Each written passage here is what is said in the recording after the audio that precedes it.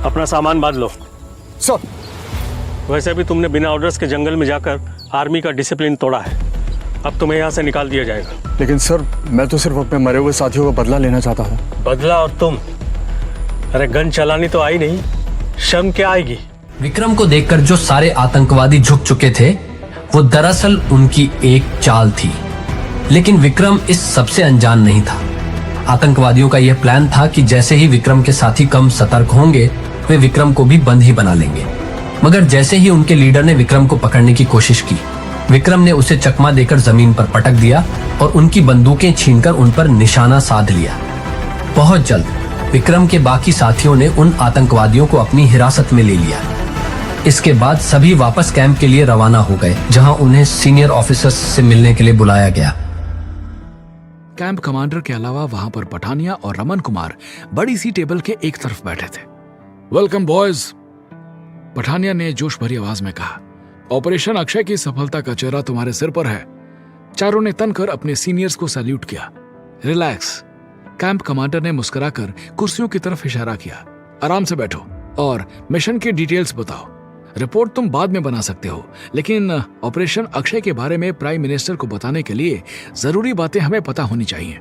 Table के दूसरी तरफ रखी खाली कुर्सियों पर सबके बैठने के बाद शांतनु ने उन्हें अपने मिशन की कहानी सुनाई। पूरी कहानी सुनकर पठानिया ने गर्व से कहा, विक्रम ने मुझे सही साबित कर दिया। फिर उसने रमन की तरफ देखा। क्यों सर, अब आप क्या कहते हैं? रमन ने आगे झुककर विक्रम की तरफ हाथ बढ़ाया। Welcome to my team, special agent Vikram. कुर्सी से उठकर हाथ मिलाने के बाद विक्रम ने शांतनु की तरफ सवालिया नजरों से देखा, क्योंकि वो रमन को नहीं पहचानता था। शांतनु ने मुस्कुराकर बताया, स्पेशल ब्यूरो के चीफ रमन कुमार सर। फौरन खड़े होकर विक्रम ने उन्हें सैल्यूट मारा। हंसते हुए रमन ने उसे बैठने का इशारा किया और कहा, कल तो तुमने मुझे डरा ही दिया था। बहुत वक्त के बाद किसी ने मेरे ऑर्डर के खिलाफ जाने की हिम्मत की। विक्रम ने जवाब दिया, सॉरी सर, लेकिन उस वक्त हालात इस बात की इजाजत नहीं दे रहे थे कि हम आपकी बात मानकर चुप रहें। अगर उन आदमियों को हम नहीं रोकते तो ये सारी ड्रग्स आज शहर के बच्चों और युवाओं में फैल रही होती। जितना खतरा हमें बॉर्डर के दूसरी तरफ बैठे दुश्मन से है, उससे ज्यादा खतरा हमें चोरी छुपे हमारे घरों में घुसकर बर्बादी फैलाने वाले इन दुश्मनों से है। रमन उसकी बात से बहुत प्रभावित हुआ। मुस्कुराकर शांतनु ने सबको अपने अपने कमरे में जाकर आराम करने के लिए कहा और खुद भी अपने कमरे में चला गया। कमरे में आकर विक्रम ने दराज से अपने माता पिता की तस्वीर निकाली। उनके पांव छूकर उसने आशीर्वाद लिया और जल्दी ही फोन करने का वादा किया। तभी उसके दरवाजे पर दस्तक हुई। सर, आपके लिए फोन आया है। दरवाजा खोलते ही गार्ड ने कहा। विक्रम को थोड़ी हैरानी हुई, भला उसे फोन करने वाला कौन हो सकता है। ऑफिस में जाकर जब उसने फोन उठाया तो उधर से करिश्मा की मीठी आवाज सुनाई पड़ी। अपने पहले मिशन से सही सलामत और कामयाब लौटने के लिए बधाई। विक्रम की सारी थकान एक सेकंड में गायब हो गई। उसने धीमी आवाज में पूछा, क्या मैं आपसे मिल सकता हूं?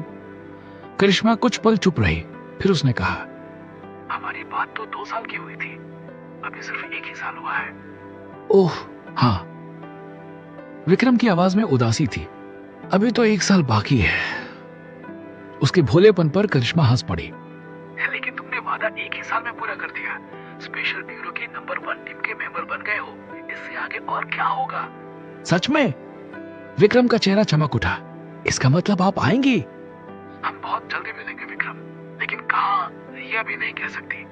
करिश्मा ने ठंडी सांस लेते हुए कहा। अभी उसे एक मिशन पर जाना था। विक्रम निराश हो गया। कोई बात नहीं, मैं इंतजार करूंगा।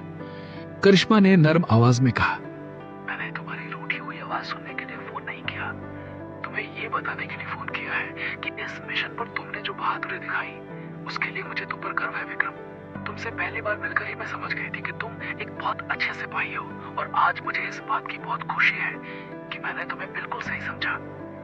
उसके मुंह से अपनी तारीफ सुनकर विक्रम का सीना चौड़ा हो गया। फोन रखने के बाद भी उसके चेहरे पर मुस्कुराहट चमकती रही। उससे मीलों दूर एक यूनिट में करिश्मा ने फोन रखा और ऑफिस से बाहर चली गई। उसके जाने के बाद दरवाजे के पीछे से धीरज बाहर निकला। उसका चेहरा गुस्से से लाल था। हाथों को मलते हुए उसने अपने आप से कहा, वो कल का सिपाही पहले अफसर बना, फिर ब्यूरो की टीम में शामिल हुआ और अब मेरी मंगेतर तक पहुंच गया। तुझे ऐसा नहीं करना चाहिए था विक्रम। ट्रेनिंग के वक्त जब तुझे सजा मिली थी तभी तुझे पीछे हट जाना चाहिए था, लेकिन तूने मुझसे आगे बढ़ने की कोशिश नहीं छोड़ी। शायद मैं ये भी बर्दाश्त कर लेता, लेकिन मेरी मंगेतर को छीनने की तेरी कोशिश तेरी मौत का कारण बनेगी, और ये काम अब मैं करूंगा। आगे की कहानी जानने के लिए देखें अगला एपिसोड सिर्फ पॉकेट एफएम के यूट्यूब चैनल पर, और कमांडर विक्रम चौहान के सारे एपिसोड्स को सुनने के लिए डिस्क्रिप्शन में दी लिंक से डाउनलोड करें पॉकेट एफएम ऐप।